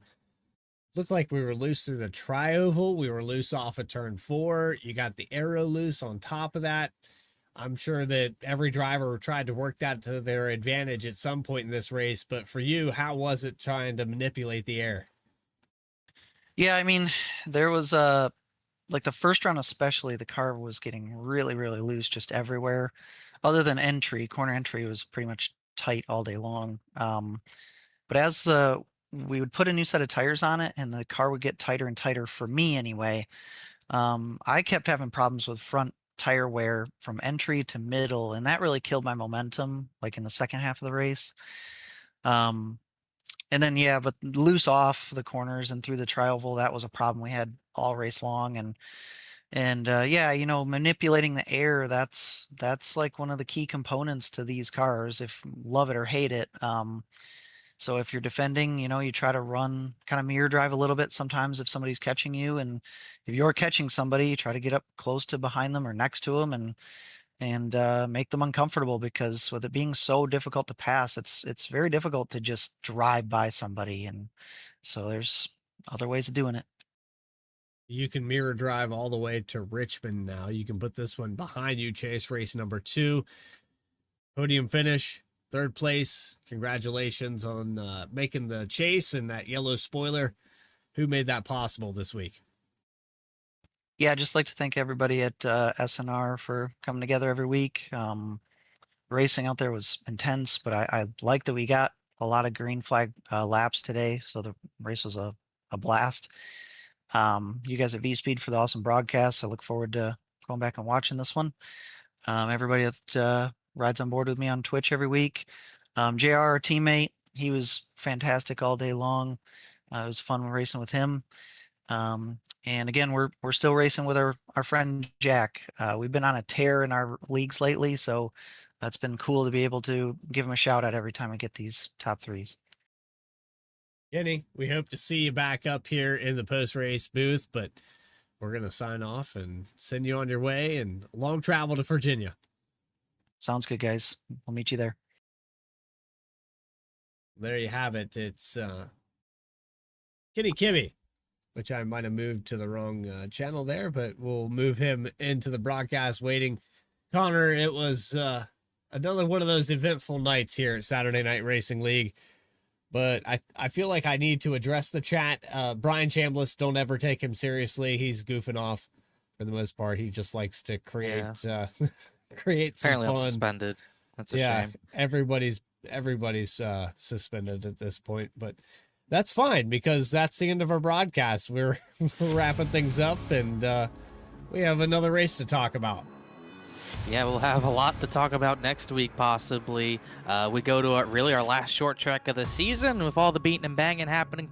Last 2 short tracks of the season, really. What better way to settle some beating and banging than go to a track that's known for beating and banging? Phoenix should be fun. Used to be the site of the championship race. Not anymore, which, as a racing fan, I'm happy to say that. But still a fun racetrack. Races really well in the sim. I really haven't even looked at the racetrack in the sim in a while, but always fun. We'll see the dogleg being used in the Challenger Series next week, but I'm excited about Richmond for the Cup Series. And new points leader Joshua Banks really didn't see it coming until that restart, but he's looking for 4 in a row next week. He's been on a tear regardless of how he's been getting it done. He's got the wins to boot, and now he could be that first multi-time champion. It's the top 16 in points squaring off next week at Richmond, the Challenger Series with the top 12, November 22nd. 7:45 for the Challenger Series, 10 p.m. Eastern for the Cup. That's going to do it for us here at VSPEED. If you enjoyed tonight's action, you can hit that subscribe button. We have plenty of oval racing, multi-class series, dirt tracks, you name it. We have it. SF23 at 4:30 p.m. Eastern Time. That's the official series on iRacing. You can tune into that as well. We're popping up on the official tune-in feed on the UI now. Pretty exciting stuff. For everybody here at VSPEED to help make this possible, Anna Baker, Eddie Smith, Morgan Cook, our co-owners, a commentator here tonight, Connor Horn, doing a fantastic job all season long in the Cup Series, Dougie Beard for providing our cameras, and everybody in between at the admins of Saturday Night Racing League. This is Bradley Cooper saying so long from Kansas. We'll see you in 1 week's time. Stay tracking, everybody.